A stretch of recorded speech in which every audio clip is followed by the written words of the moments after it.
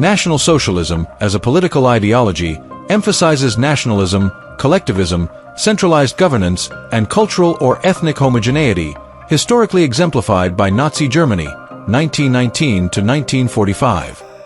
This essay explores two hypothetical frameworks for National Socialism in present-day America, focusing on white European Americans as the majority group driving the movement. The first framework envisions a conceptual model tailored to America's democratic and pluralistic context, outlining how such a movement might emerge and gain power ideologically. The second framework hypothesizes a model mirroring Nazi Germany's historical approach, adapted to modern American conditions. Both are presented for academic research purposes only, combining to illustrate how National Socialism's principles could theoretically manifest in a contemporary setting.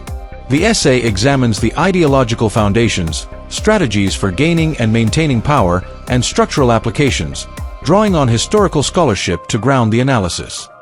Conceptual framework for National Socialism in America. Ideological foundations. In a conceptual National Socialist framework, white European Americans, defined as descendants of European immigrants, would prioritize a national identity rooted in shared cultural heritage, such as Anglo-Saxon traditions, Christian values, and historical narratives of American exceptionalism.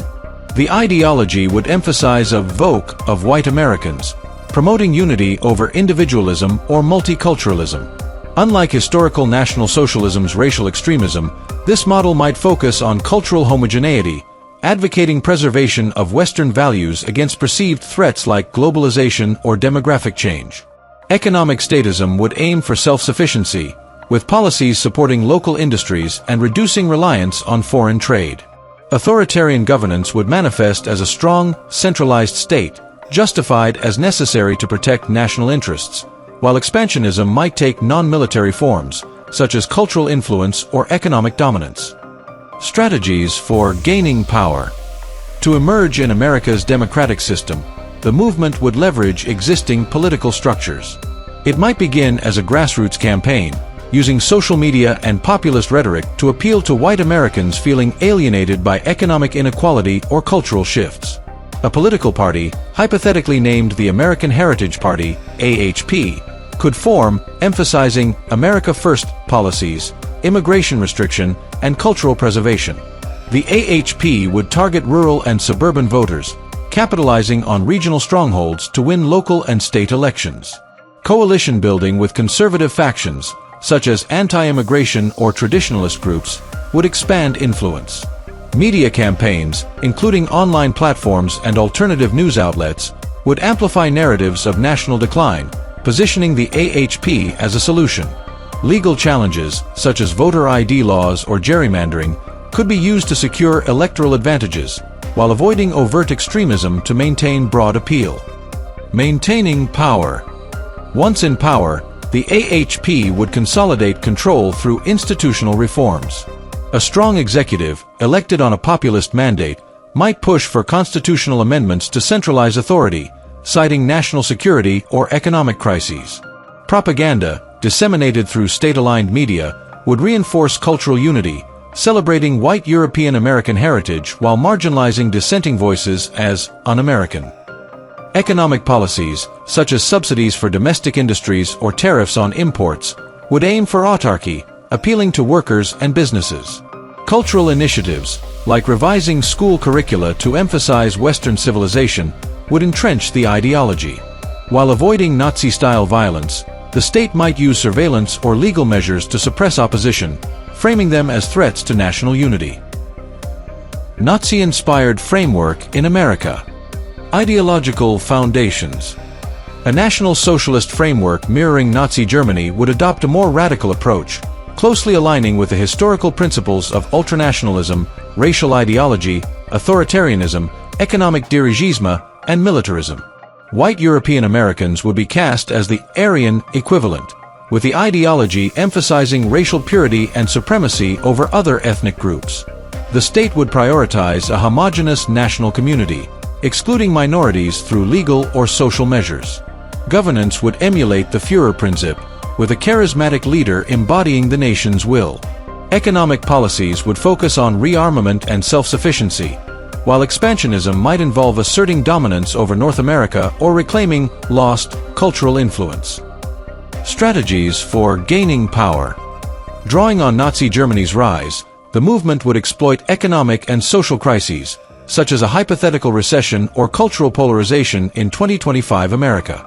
A party, hypothetically the National Renewal Front, NRF, would emerge, using anti-Semitic and anti-immigrant rhetoric to scapegoat minorities for societal issues, echoing Nazi propaganda. The NRF would build a paramilitary wing, similar to the SA, to intimidate opponents and project strength at rallies. It would infiltrate existing institutions, such as local governments or law enforcement, to gain legitimacy. Electoral success would rely on exploiting democratic weaknesses, such as low voter turnout or polarized media, to secure congressional seats and state governorships. A charismatic leader, akin to Hitler, would unify the movement, using mass media to cultivate a cult of personality. Maintaining power. Following Nazi Germany's model, the NRF would dismantle democratic institutions upon gaining power. A pivotal act, similar to the 1933 Enabling Act, might grant emergency powers to the leader, suspending checks and balances. A state security apparatus, modeled on the Gestapo, would monitor dissent, while propaganda, inspired by Goebbels, would dominate media, glorifying white European American identity. Economic dirigisme would nationalize key industries, redirecting resources to military buildup or infrastructure, as seen in Nazi Germany's four-year plan. Racial policies, while constrained by America's legal framework, might involve restrictive immigration laws, voter suppression targeting minorities, or incentivizing white population growth. Expansionism could manifest as regional influence, such as pressuring Canada or Mexico economically, rather than territorial conquest. Combined analysis, feasibility and functionality. Synthesis of approaches. Both frameworks adapt National Socialism's principles, national unity, homogeneity, authoritarianism, statism, and expansionism, to America's context, but differ in execution. The conceptual model prioritizes ideological persuasion within democratic norms, using cultural and economic appeals to unify white European Americans without overt violence. The Nazi-inspired model adopts a radical, confrontational strategy, mirroring Germany's authoritarian and exclusionary tactics. In a combined scenario, a hybrid movement might emerge, blending populist rhetoric with selective extremism. The movement could start as the AHP, gaining traction through legal means, then transition to NRF-style tactics upon encountering resistance, using crises to justify authoritarian measures. Theoretical functionality. In an idealized setting, National Socialism could unify white European Americans by tapping into shared cultural narratives, such as the Founding Fathers or pioneer spirit. A centralized state could implement rapid economic reforms, like protecting manufacturing jobs, to deliver tangible benefits. Cultural homogeneity might be achieved through assimilationist policies, such as English-only education, avoiding Nazi-style racial purges. Expansionism could focus on soft power, like promoting American values globally. However, America's pluralistic society, constitutional protections, and globalized economy pose challenges. Resistance from minority groups, civil liberties advocates, and international actors would likely disrupt the movement's cohesion. Historical parallels and constraints. Nazi Germany's success relied on post-Versailles grievances, a weak Weimar Republic, and Hitler's charisma, conditions absent in modern America. Pre-German examples, like Austria's pan-German movement, show nationalism's appeal but also its limits in diverse societies. Post-German cases, such as Argentina's Peronism, suggest National Socialism's principles can adapt but often moderate to survive. In America, legal protections, a strong civic culture, and economic interdependence would constrain both frameworks, requiring significant crises to enable their rise. Conclusion.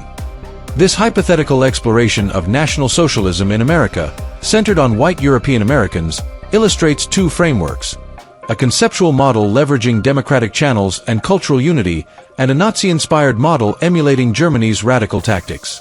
Both adapt National Socialism's principles to modern America, with a conceptual approach emphasizing ideological persuasion and the Nazi model prioritizing authoritarianism and exclusion. A combined strategy might blend these, starting democratically but shifting to extremism in crises.